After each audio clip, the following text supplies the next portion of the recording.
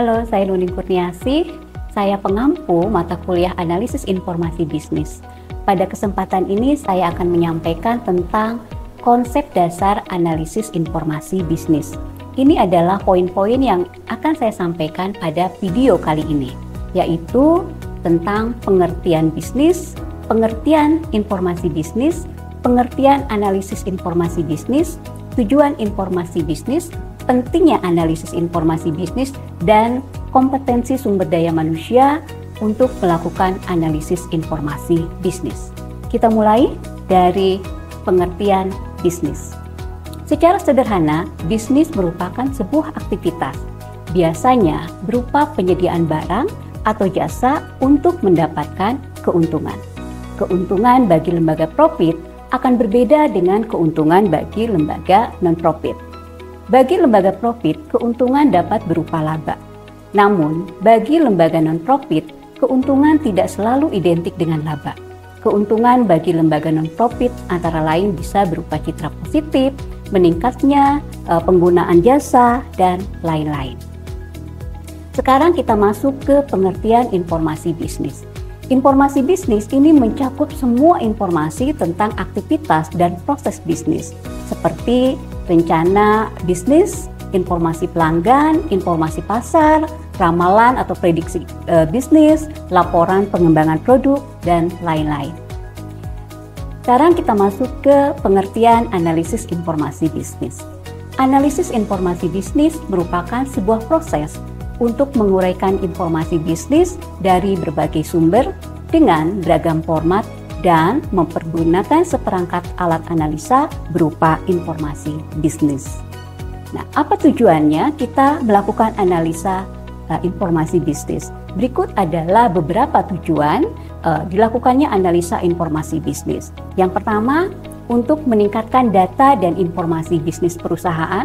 Yang kedua, untuk meningkatkan efisiensi kinerja.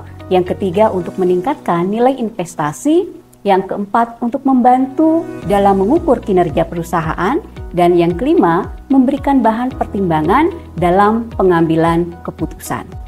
Dan tujuan analisis informasi bisnis ini juga terkait dengan pentingnya analisis informasi bisnis.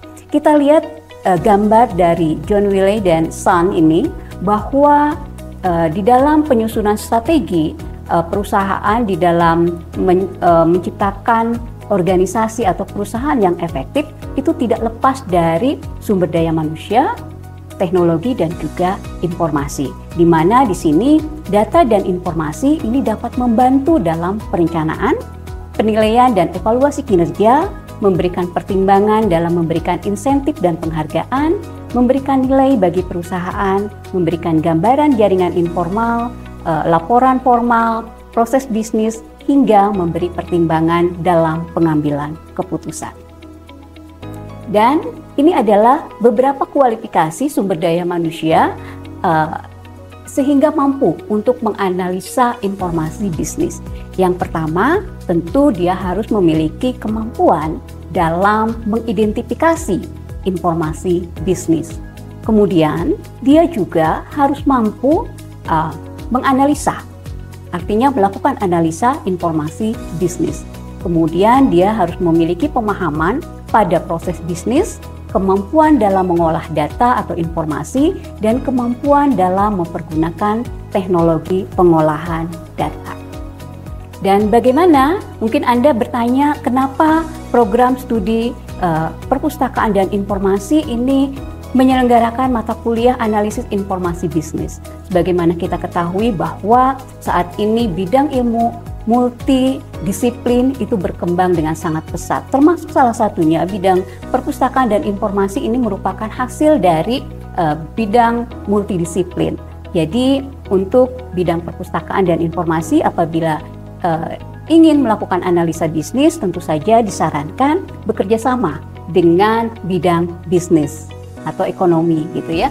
Atau bisa jadi dia menjadi subjek spesialis. Artinya apa? Mungkin Anda S1-nya bidang perpustakaan, bidang informasi gitu ya. Nanti dilanjutkan di S2, S3-nya pada bidang bisnis sehingga Anda menjadi subjek spesialis. Demikian materi kali ini, kita ketemu lagi di materi selanjutnya. Dah.